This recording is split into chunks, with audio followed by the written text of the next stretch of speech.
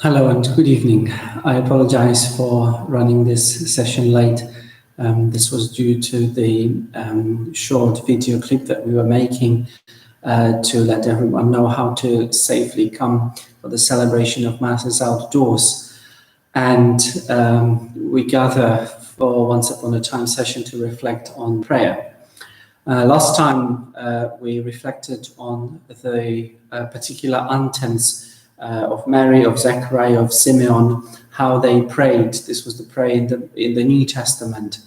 Heading towards the series of our session, I would like to focus for a moment on the way Jesus prayed.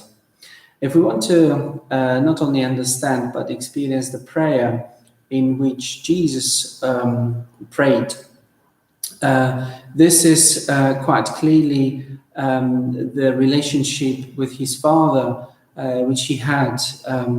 And some people say that the prayer of Jesus is really showing how close to the Father he was. Jesus' prayer is not only words. This is the whole relationship that is expressed by the words, but there is far more to it. For tonight, I have picked up two particular passages. One is traditionally being read during the Feast of the Sacred Heart of Jesus, and the other one when we hear the Gospel about the Lazarus. There are far more moments in the Bible when we witness Jesus praying, but for the purpose of this reflection, I just picked up these two.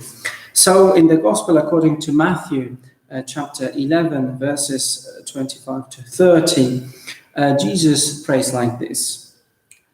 I bless you, Father, Lord of heaven and earth, for hiding these things from the learned and the clever and revealing them to my children.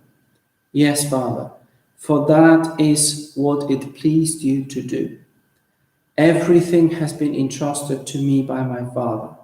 And no one knows the Son except the Father, just as no one knows the Father except the Son, and those to whom the Son chooses to reveal him. Three particular parts of this prayer I would like to reflect on. Firstly is the attitude of prayer. This is the excitement and joy.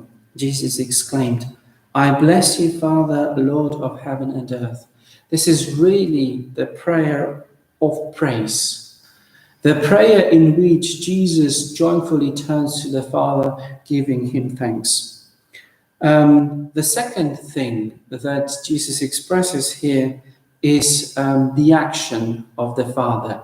It's the saying to Father, admitting to the Father how much he sees what the Father does. Father, for that is what it pleased you to do.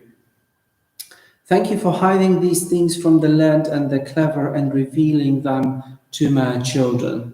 God, who in the Holy Spirit is giving the understanding of the reality like little children enjoy. And then the third part of this prayer is the expression of faith, is the action of the Lord really put into the phrase that is saying what is the tendency of what the Father does. Everything has been entrusted to me by my Father, and no one knows the Father and no one knows the Son except the Father, just as no one knows the Father except the Son, and those to whom the Son chooses to reveal him.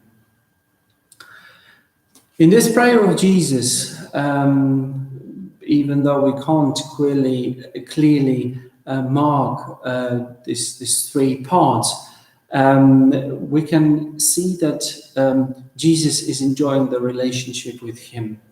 It is worth remembering before the final session that we're going to have the next time that the prayer of Jesus is not only about the words. It's about the experience. It's about the relationship with the Father. And then Jesus praying in quite a similar way when he is expecting Lazarus to be brought back to life. in front of the grave of his friend, after whom Jesus wept. He is now praying to the Father with these words. Father, I thank you for hearing my prayer. I knew indeed that you always hear me, but I speak for the sake of all these who stand round me, so that they may believe it was you who sent me. What can we see in this prayer?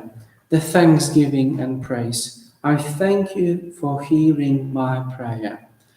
What God does, I knew indeed that you always hear me. And now, what is going to happen is Jesus' indication in his prayer that what he does is for the faith of people. But I speak for the sake of all these who stand round me, so that they may believe it was you who sent me. Reflecting on these two passages, we can see that the prayer of Jesus is dynamic, that the nature of his word doesn't stay just in the shape of the word. The nature of his word is either describing or changing the reality. And Jesus, who is using the words, he who is the word himself, the word that became flesh, in his prayer wants to express the relationship that he has got with the Father himself, but also his prayer is dynamic and full of action. And this Jesus' prayer is the good introduction for us for the next and last in this series prayer session that we're going to talk about the last time. This will be the reflection on the prayer of our Father. I hope that you enjoyed the session, the reflection tonight about the Jesus' prayer. It is good for us always to reflect on how Jesus was praying. It's good to sort of dive into the reality of Jesus' prayer, because he is teaching us how to really approach the Father in prayer. And as I keep repeating, this is not about words, this is the attitude. I'm hoping that next week there'll be no opportunity for me to be late, and I simply will start this session on time. But to anyone who was following on this video, I would like to say a big thank you. And everyone who's going to watch this video later on, I hope that you will be enjoying it as well. So God bless you all, and hopefully see you next week. Bye-bye.